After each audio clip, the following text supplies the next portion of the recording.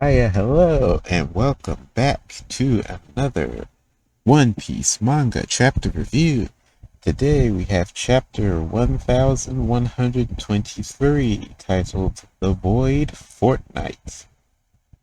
That's going to be interesting considering in the last chapter, everyone had escaped the island. The Straw Hats had officially gotten off the coast of Egghead, so we were looking towards possibly the end of the arc. Emmett had had his great flashback, revealing so little bit more about Joy Boy, and the elders had returned except all the elders had returned to Mary Joie except for Saturn, due to the hockey blast of Joy Boy's Conqueror's Haki, which is now the strongest Conqueror's Haki that we've seen in the series. It shows that Luffy's ceiling, he still has a ways to go if he's going to reach Joy Boy's level. So that's all very interesting. We should be back to our Yamato's journey through Wano cover page, and we are. We've got Yamato and Denjiro. Looks like they're eating Odin with a bunch of kids.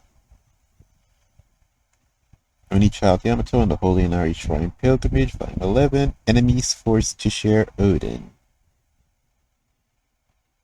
Well, I mean, were they ever enemies? I guess they are technically enemies because Yamato is the daughter of Kaido. So I suppose that does make them enemies, at least in a technical sense. But they're all happy and enjoying Odin, and I don't think Denjiro bears any grudge towards Yamato just for being a child of Kaido, so there is that. There's from Oda, the Mrs. Green Apple concert was fun. The aura of those three really amped me up. Okay, first panel showing the giant pirate ship. What is it called? The Great Eric, I think. That might be the name of the ship. I'll have to look that up. Aftermath of Haki. Egghead Island, respond. What's your status? We see on the marine ships all these marine soldiers knocked out while they're getting this broadcast. Someone's trying to call them. Wake up, you guys. The Straw Hats are escaping. So we have S. Snake trying to wake up the admirals. So even the vice admirals have been knocked out by the Conqueror's Haki at this point, because we've got the otter guy, he's knocked out. Got Vice Admiral Doll, she's knocked out. So in the last chapter, they weren't knocked out, but they were just starting to feel the Haki. So I guess as the blast continued, they finally got knocked out. And this illustrates the power of Joy Boy's Conqueror's Haki, because it did knock out these Vice Admirals.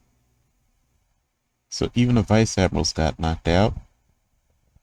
Definitely the most powerful Haki we've seen in the series. Interesting, S. Snake didn't get knocked out, so that implies that the Seraphim won't get knocked out. They're strong enough that they won't get knocked out by Conqueror's Haki, which makes sense. The Seraphim do seem to be stronger than Vice Admiral levels, since they're all based on the Warlords, so that all tracks. And meanwhile, on the giant pirate ship, we've got a giant looking out with binoculars. Wow! All of them are down! Then Dory and Brogy. Seriously? That's amazing! That was greater than Red Hair's. But it didn't seem hostile, did it? And we've got Dory and Brogy confirming that the Haki was indeed greater than even Shanks' Haki. So Joy Boy officially has the strongest Conqueror's Haki we've seen in the series. Well, I think so. There's still a question about Rogers and Whitebeard's Conqueror's Haki. I'm assuming at this point Shanks' Conqueror's Haki is not at Roger and Whitebeard's level. Roger and Whitebeard in their prime. Which means there's two steps. There's reaching Roger and Whitebeard's Conqueror's Haki level. Then there's reaching Joy Boy's Conqueror's Hockey level, which is even beyond Whitebeard and Roger, I'm going to assume. I think that's a safe assumption to make.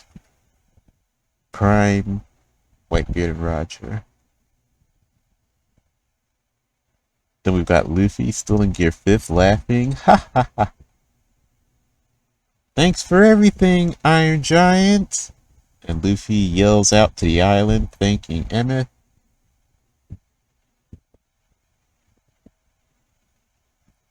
Emmet is still deactivated. She. Luffy's laughing and smiling. Back to Dory and Broggy. Alrighty, let's go. While they're sleeping. Better get out of here. Ba. Hey, you heard the captains. Let's go, ya bastards. We're off to Elbaf. Yeah! So the ship is setting sail from Elbaf, the Great Eric, and the Sunny right next to it. Sailing away from Egghead. So they are officially leaving Egghead Island. The arc is over. They are heading to Elbaf as the next stop. Got a close-up shot of Bonnie in her child form. Looks like she's hugging Kuma. Zoro sighing relief. Usopp crying tears of joy. And greeting Dory and Broggy. Chopper next to him. Luffy has gone out of Gear 5th and he's in that wrinkled up old man looking form again, and Nami's holding him. And we have Sanji and Vegapunk laying on a mattress. Vegapunk, what you said earlier, and sitting right with me. Was this all some sort of gotcha moment for you? Hey now. Couldn't follow everything you were saying, but it was pretty outrageous, wasn't it? Now we're flashing back. Egghead 2 weeks prior. There are some anomalous readings coming from the power station. You can say that again. Monitor for any fluctuations in particle density, and neutron flux. The energy used by the Seraphim is meant to gradually increase over time. This could be a grave error if we miscalculated. So we've got Shaka and Vegapunk himself and not Edison, or I forget the name of the big one that looks kind of like Edison. Wait, aren't these numbers different from our earlier confirmed readings? Yes, and the rate of reaction is increasing too, but the power station seems stable. This data seems to indicate that someone has tampered with the Mother Flame to steal its energy. Every single data point related to the power station has been carefully modified to pull all this off. The culprit has to be a Vegapunk. Was it Lilith? Says Vegapunk himself, shocked expression on his face. Of course, he immediately suspects Lilith because Lilith is the one that has the evil, is the quote-unquote evil part of Vegapunk.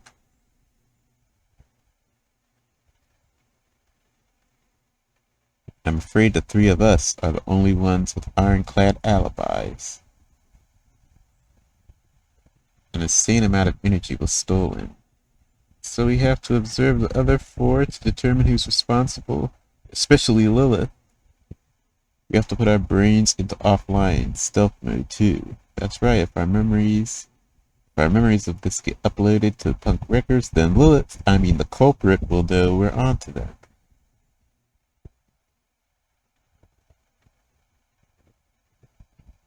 Okay, so they put their brains in stealth mode. Vegapunk, Shaka, and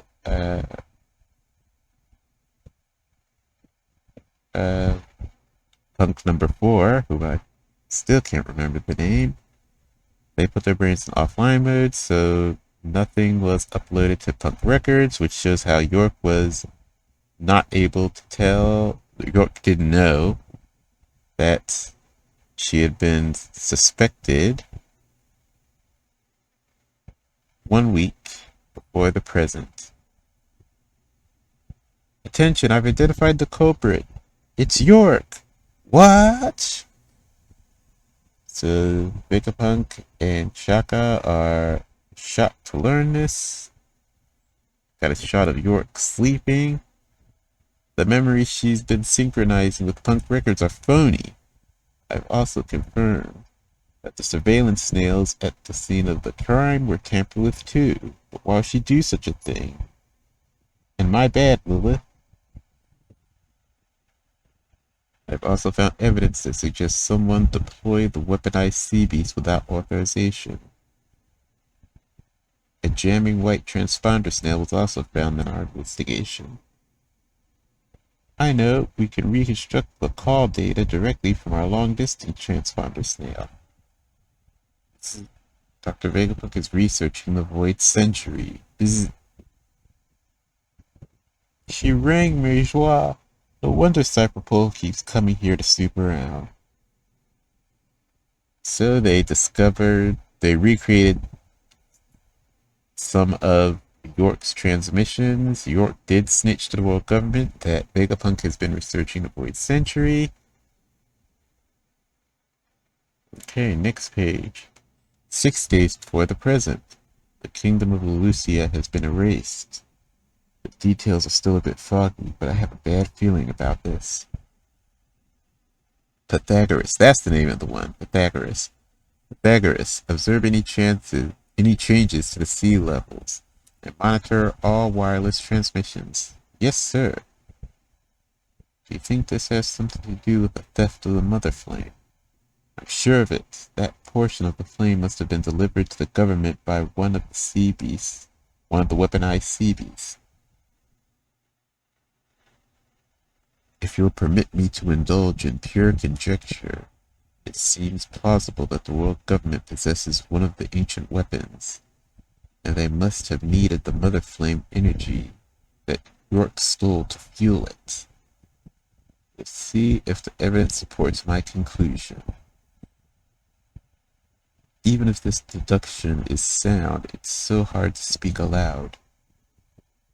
It's my fault after all. Only a fool lets their greed run amok, and I went and personified mine. And that does track. Since each of the satellite Vegapunks is created from a portion of Vegapunk's own mind and personifies an aspect of Vegapunk's own personality. So York was greed. Vegapunk personified his own greed, and it turned on him.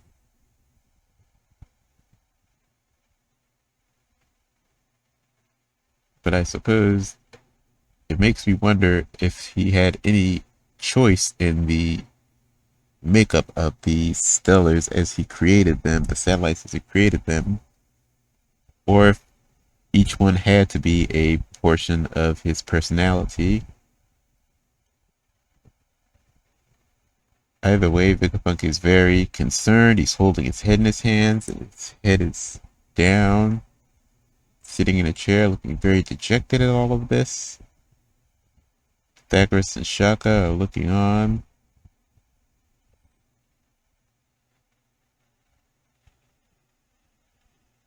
Is there any benefit to apprehending York now that we know? No, it's too late for that. York's motives are irrelevant now. They will still come to erase anyone who knows the Void Century. York already demonstrated her worth to them by rashly handing over the Mother Flame. The best we can do is use that trust as an opportunity to determine their intent for the flame and try to mitigate the damage. Stella, we still have a chance to escape if we flee now. Prepare a boat for the other residents, Quasar.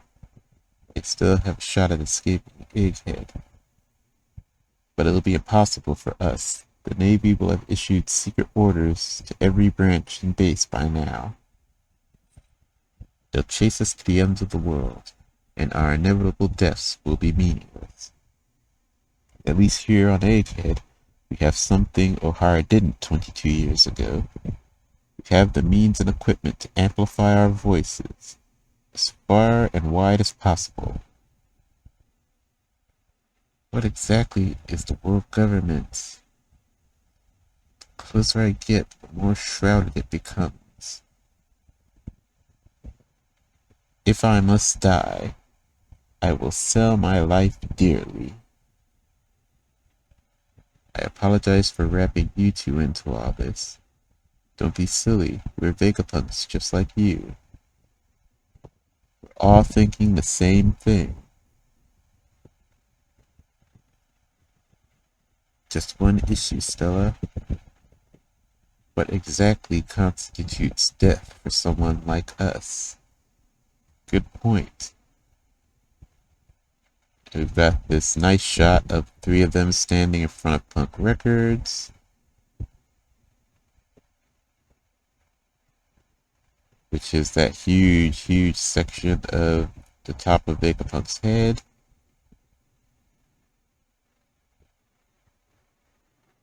There is one other thing we must safeguard. Our Cloudloft technology to manufacture artificial island clouds may be pivotal in saving humanity in the near future. Huh. That is interesting. Our Cloudloft technology to manufacture artificial island clouds may be pivotal in saving humanity in the near future.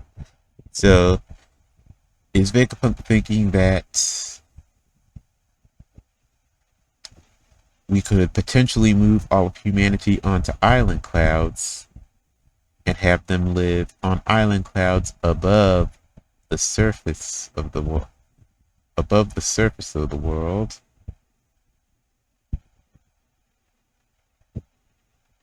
So as the planet continues to flood, humanity won't be extinguished because they'll all move onto island clouds and live in the sky. I mean, theoretically that is possible, but they would have to do something similar to Skypiea, where they would take up a lot of Earth from the planet with the island clouds so that they could grow crops from the blue sea. Sort of a Noah's Ark kind of situation. They would have to take up dirt, the people, samples of animals, different animal species, up to the Sky Island, or onto the island clouds. It seems like it would be a lot to manage. And Sky Island, it's unique because a knockup stream, a massive one, blasted up half of an island. So I don't think Vegapunk has the technology to pick up half an island or more, because if all of the humanity is moving up to the sky, they would need a whole lot of Earth. So they need to take a whole lot of Earth with them. But it is a thought.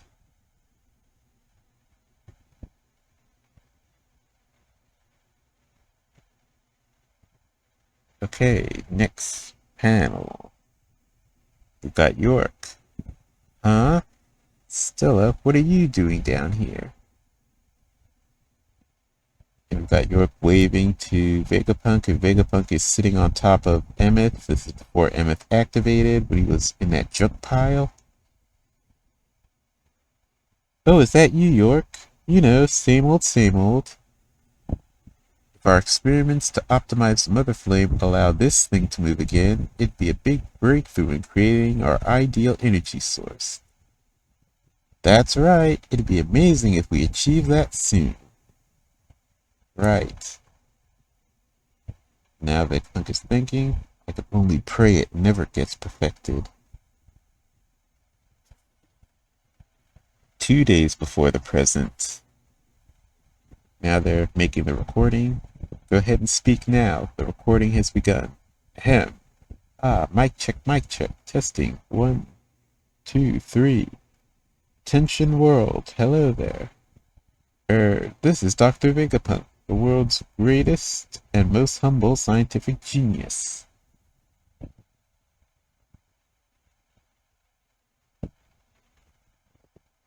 And now we're back to 3 of them standing on Emeth before Emeth activated. What we said will come as a shock. What we said will come as a big shock, right? Maybe, but everyone has a right to know the truth. No one will ever expect the transponder snail to be hidden here. My death will trigger the message to be sent out worldwide. We need to ensure that no one finds out till it's too late. Any abnormality in our behavior could be a tip-off that spoils our plans. Erasing our own memories is the safest bet. Okay, so Vegapunk, Shaka, and Pythagoras all erased their memories after making the recording and hiding the transponder snail inside of Emeth.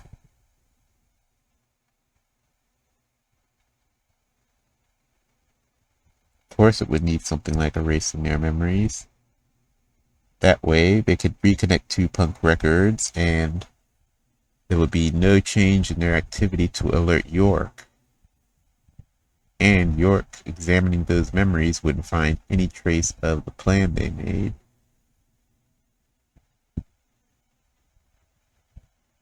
So this chapter is Vegapunk establishing he really did think this through, this whole end of Egghead scenario.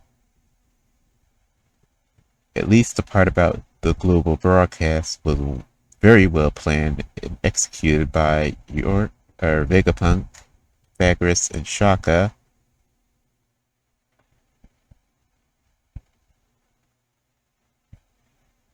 Okay, next page. That said, there will be consequences. We'll lose all memories related to this matter. The fact that York stole the Mother Flame, the fact that our lives are currently at stake. We'll have to suffer through all those bombshells all over again. Indeed. The fear we feel for our lives will be brand new to us. But we have put our countermeasures in place. Even if things go sideways, it'll still be our victory. The Memory Mass Research Lab? What are we doing here? This is my handwriting. Good morning, everybody. You'll find that you three have a... Good morning, everybody. You'll find that you three have a missing fortnight's worth of memories that were wiped of your own volition. A number of things will probably come as a surprise because of this, which ironically is pretty amusing. Huh? I will tell you one thing, though. The world government has found out about our research of Into the Void Century. Huh? They found out? Now they're shocked reading this. I've already taken the best precautions possible. You will just have to put your faith in me and die. Oh, and one last thing. Am I really telling myself to go die? Stella, Emperor Straw Hat's crew and Bonnie have just made landfall. What? Cyberpole is approaching too. What? There's also a Navy armada coming to blockade the island. What? Admiral Kizaru and Elder Saint Saturn seem to be with them. What? After we rescue Bonnie from down there, I think it'd be best if I stayed put. Huh? You'll die. You don't need to help me escape anymore. Just thought about it. I've thought about it. Just let me die here. What? Do you have a death wish? So now we're... in the previous panel, after reading the letter from Vegapunk before he erased his own memory, they get all the announcements of the Straw Hat crew and Bonnie and the Navy all arriving on Egghead. So basically, as soon as Vegapunk finished reading the letter, all hell started to break loose on the island. Then we flash ahead to the point where Vegapunk, Sanji, Atlas, and Frankie are in that cloud tank. And Vegapunk is saying that this is where he'll die to Sanji and the others, telling them to just leave him behind. Okay, next page. So after Sanji asks, "Do you have a death wish?" Far from it. But I've come to believe that my death will set something important into motion. It's gonna be a big mess. We can't just sit there and watch you die. Gotta do something. One more thing. Whoa. It's about the One Piece. What about it? I want you guys to be the ones who find it.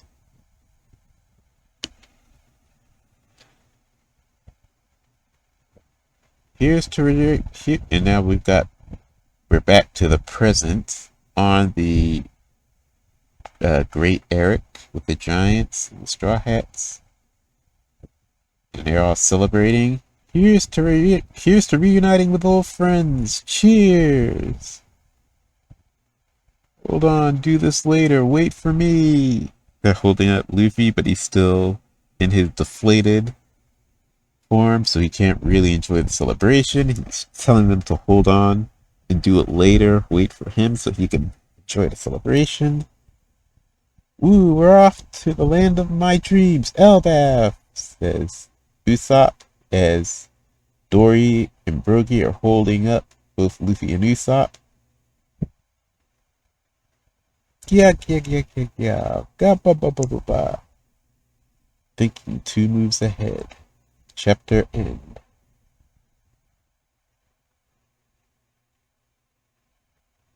So they're finally on the way to Elbaf. Officially, Vegapunk wants the Straw Hats to be the ones who find the One Piece, which is interesting. I guess he made that decision after meeting the Straw Hats and seeing what they are like, learning what they are like, and now he's become a supporter of the Straw Hats. Because in his recording, Vegapunk knew that it would be most likely a pirate that finds the One Piece.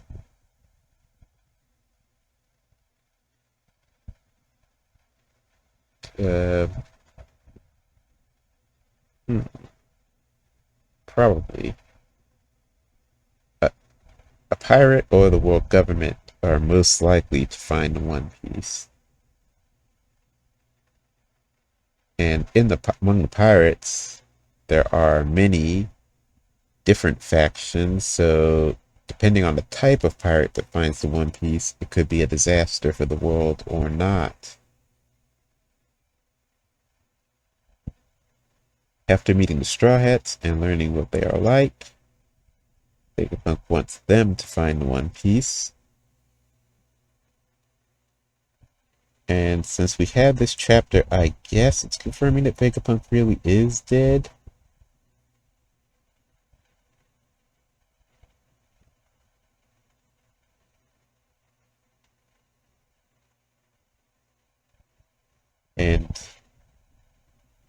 But does Punk Records still exist on Egghead?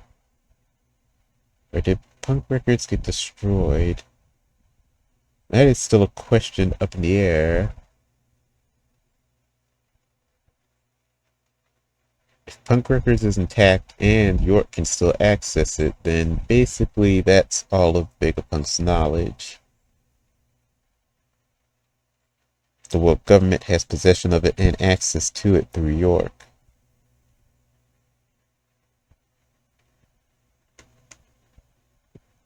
But we are ending the arc.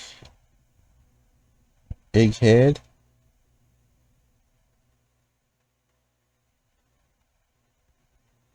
A really big and pivotal arc for setting up the endgame of One Piece.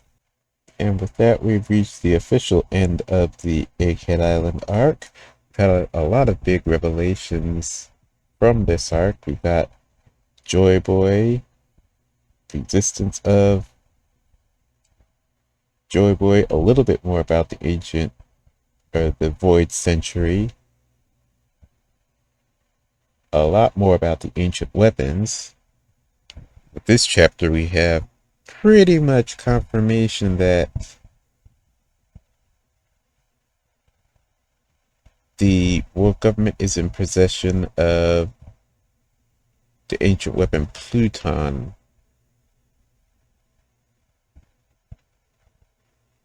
There,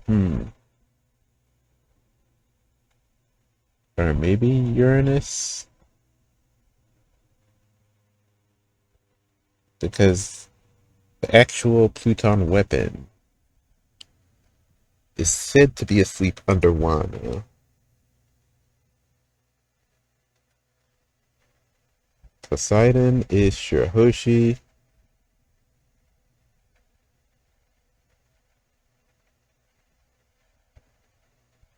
So the ancient weapon the world government has might be the one that hasn't been revealed yet.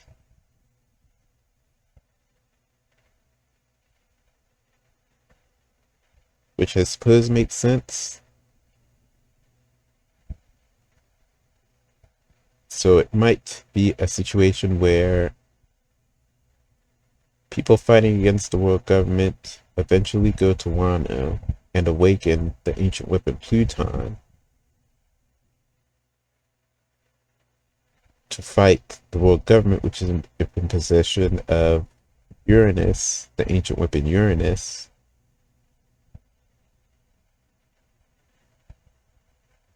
And then there's Shirahoshi, who may end up being kidnapped by the Blackbeard pirates, and they end up in control of the ancient weapon Poseidon.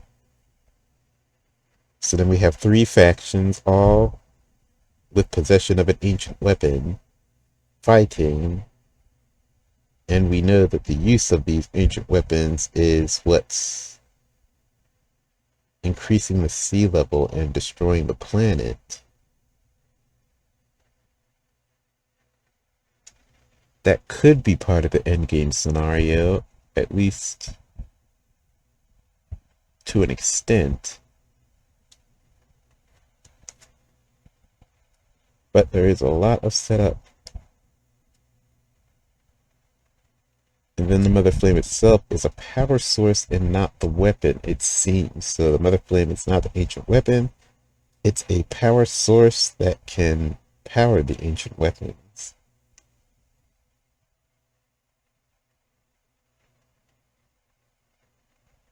Also confirms that the world government has a stolen piece of the Mother Flame, showing that the Mother Flame can be divided pieces. The energy can be siphoned off and cloned, and the pieces of the Mother Flame are probably not as powerful as the whole Mother Flame, but powerful enough to be very dangerous to the world.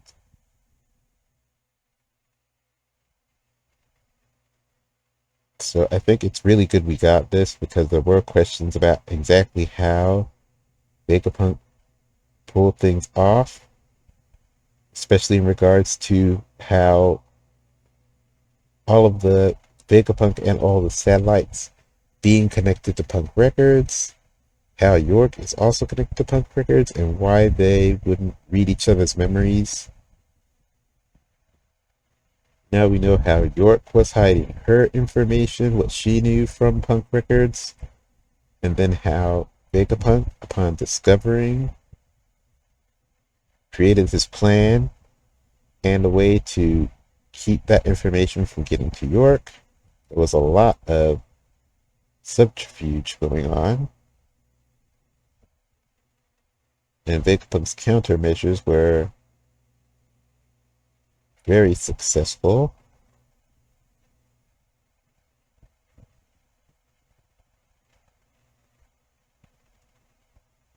Now Vegapunk is, we have this whole flashback scene probably indicating that Vegapunk is dead. It might be safe to say at this point.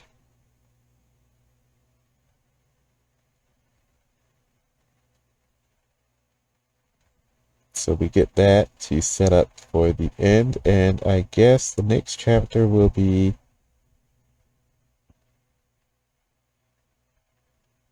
them heading towards Elbaf.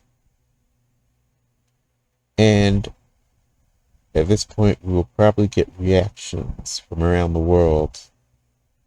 Further reactions, since now we're at the end of the arc. And usually between arcs there is global reaction, changes that have happened across the globe. So we might get updates on the status of the other major players, because that was the other thing that was suspected for this chapter. Because we got the first half of the final contenders for the One Piece in the previous chapter. So we get the second half of the final contenders in the next chapter after this one. That does seem logical. Especially considering now we're past the end of the arc, so we should be getting reactions from around the globe. Then we're heading to Elbaf. And I'm thinking Elbaf, because Egghead was a very informational arc and a shorter arc, I'm thinking Elbaf should be our next large arc. But then that brings up the issue of who would be the big bad in Elbaf.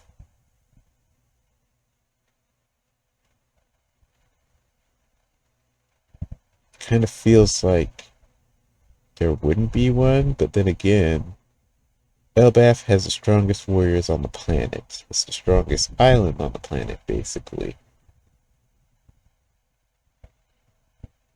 So, and from what we know of Elbaf, there's no malevolent force in control of the island. There's no warlord style pirate ruling over the island. There's no Yonko on the island. But there is the issue of Big Mom. Big Mom has that connection to Elbaf. Will Big Mom return to the story as we head to Elbaf? If Big Mom returns, will Kaido return?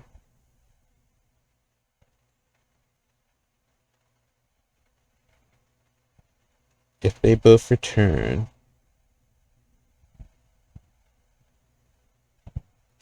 I don't think Luffy's strength has grown to the point where he is entirely beyond fighting Kaido or Big Mom again.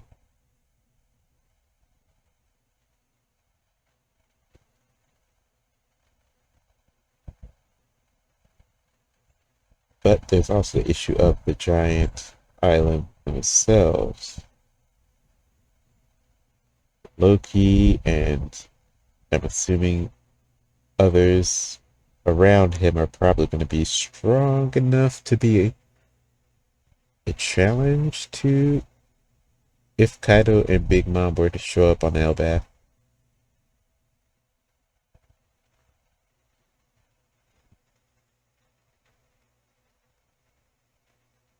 Luffy could probably one-on-one Kaido or Big Mom.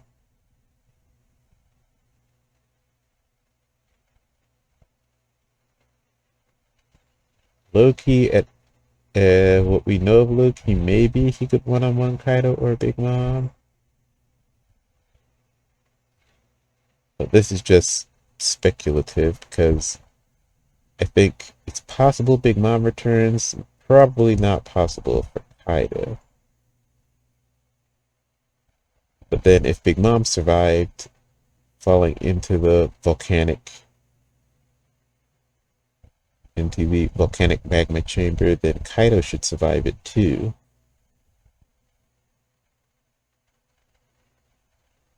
There's no reason why Big Mom would survive it and Kaido wouldn't.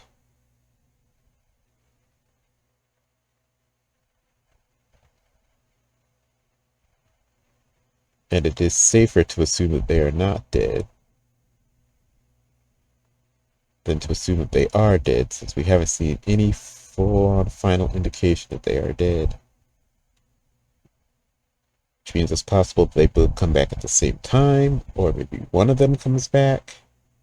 Maybe none of them come back in the story.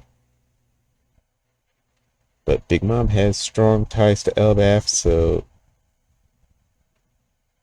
it's a higher likelihood that she would show up in that arc.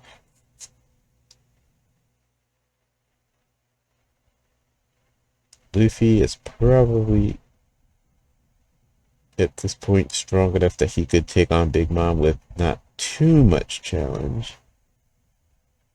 It would be a challenge, but not as much of a challenge as Kaido was.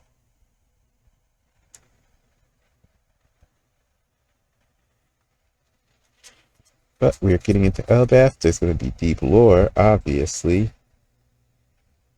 The deepest lore.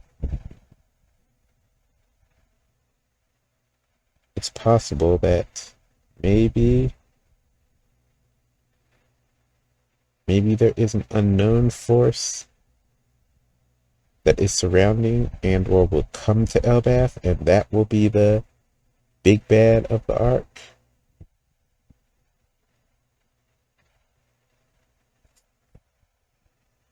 I suppose it could also turn out that Loki is really powerful, that Loki is not good, but it would be there would be some sort of indication of that before they arrive at Elbaf. As it currently stands in the story, there's been no indication that anything is wrong on Elbaf. But we'll have to find that out. I think that after all the hype and build-up, Elbaf has to be a mid-sized arc at the very least. It can't be a short arc.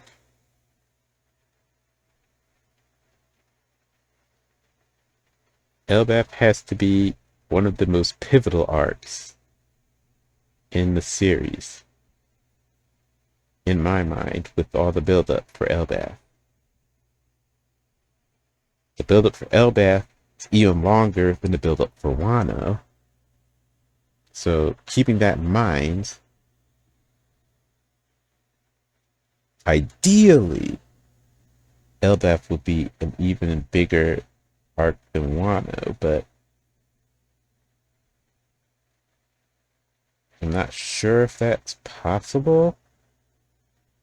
But it could be possible depending on how events play out in Elbaf. So I think with that, I will leave things off here. Thanks so much for watching.